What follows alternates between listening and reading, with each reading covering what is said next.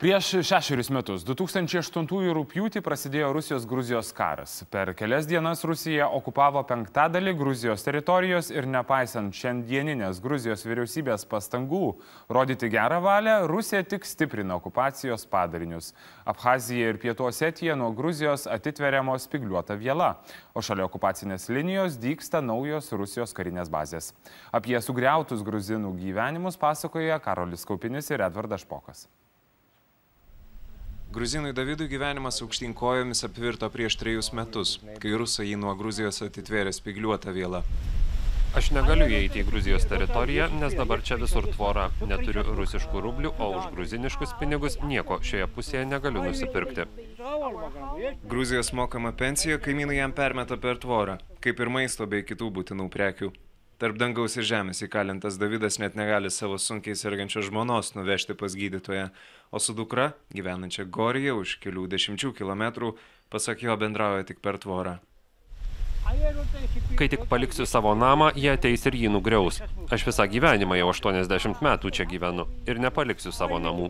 Galbūt abu su žmona galime peržengti sieną, bet jie neleis pasimti nieko, nei baldų nieko. O jei mes išvyksime, kad ir savaitgaliui, jie viską paims.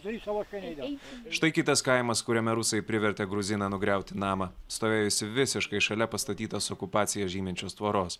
Namo savininkas nesutiko kalbėtis, tik pasakė, kad jam tai per skaudu. Kitoje tvoros pusėje rusų FSB pasieniečių pastatytos kameros, kad fiksuotų, jei kas norėtų čia pereiti į kitą pusę. O ten tolumoje, pasak gruzinų, būdė snaiperis. Iki Cchinvalio šituo keliu būtų tik 8 kilometrai. Kažkada vietiniai žmonės jį vadindavo greitkeliu. Į Cchinvalį dabar jisai panašesnis į parko alėją, juo seniai niekas nebevažiavo. O tai siena, kurią atveria Rusija. Ir praktiškai Gruzija yra papuolusi į aklavietę dėl to, Rusija gali spręsti, ar sieną tverti ten, ar jį pasukti į šitą pusę, tačiau bet koks ginčijimasis dėl to, kur tverti tvorą, Gruzijai būtų laikomas Pietų Osetijos nepriklausomybės pripažinimu. Būtent tvoros tverimą Gruzija laiko didžiausia Rusijos provokacija. Tbilisis sako, kad visa tai susijęs su Gruzijos apsisprendimu pasirašyti asociacijos ir laisvosios prekybos susitarimą su Europos Sąjunga. Rusijos federacijos spaudimą patyrėme jau prieš šios sutarties pasirašymą. Rusija trukdė įvairiomis priemonėmis. Viena jų ir buvo spygliuotos tvoros pagal okupacinę liniją atvėrimas Cchinvalio regione ir ties Abchazija. Buvo keli bandymai išprovokuoti Gruziją grobiant žmonės iš regionų esančių šalia okupuotos teritorijos. Dabar gruzinai tik iš tolo gali stebėti raudonos Pietų Osetijos didžiausio miesto Cchinvalio stogus. Greta okupacinės linijos stovi ženklai, kad tai valstybės siena. Plazdanti Rusijos vėliava aiškiai parodo, kas čia šeimininkas. Be to 80% biudžeto įplaukų Abchazijoje ir 90% Osetijoje gaunama iš Rusijos dotacijų. Pastaraisiais metais pasikeitė ne situacija, bet tai, kad sumažėjo Gruzijos valdžios entuziazmas garsiai apie tai kalbėti tarptautinėje bendruomenėje. Labai dažnai pasitaiko atvejų, kai tvora statoma per daržus ar sodus ir žmonėms neleidžiama peržengti ribos ir patekti į savo namus.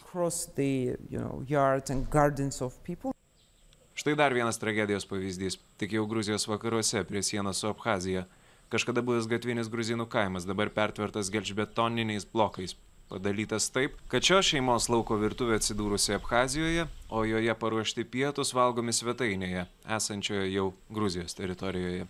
Tačiau taip keliauti iš vienos valstybės į kitą gali nedaugelis. Štai ši mergina, norėdama aplankyti Abchazijoje gyvenančią sergančią motiną, laukia, kol mes išvažiuosime ir ketina kirsti okupacinę liniją. Vos mums išvažiavus mergina ir dar 8 gruzinai, tarp kurių 2 vaikai, žengia į Abchazijos teritoriją ir juos suima rusiškas FSB, saugantis visą Abchazijos ir Pietų Osetijos teritoriją.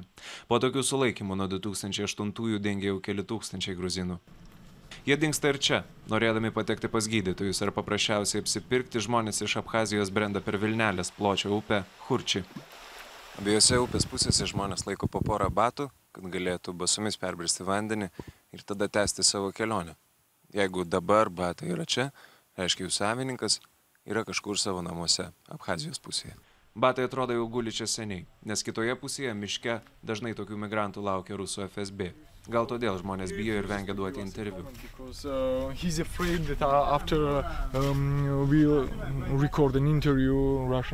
Jis atsisakė komentuoti, nes bijo, kad po interviu kils problemų su rusais. Jis čia turi vienintelę parduotuvę, tai yra vienintelė vieta, kur žmonės gali apsipirkti.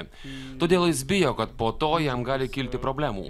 Bet jis kalbėjo apie tai, kad jie anksčiau buvo broliai, o dabar atskirti. O štai dar vienas perėjimo punktas ir čia prekyba vyksta net stebint pasieniečiams. Ne tik stebint. Už vieną krepšį į Abchaziją grįžtantiems gyventojams abchazų pasieniečiams tenka sumokėti po maždaug 7 litus. Sumą už pulkavių galite įsivaizduoti patys. Tačiau visi šie mokesčiai keliauja ne į Abchazijos biudžetą, bet į vadinamųjų pasieniečių kišenes. Tačiau žmonėms net ir davus kyšį labiau apsimoka apsipirkti Gruzijoje. Ką vežate?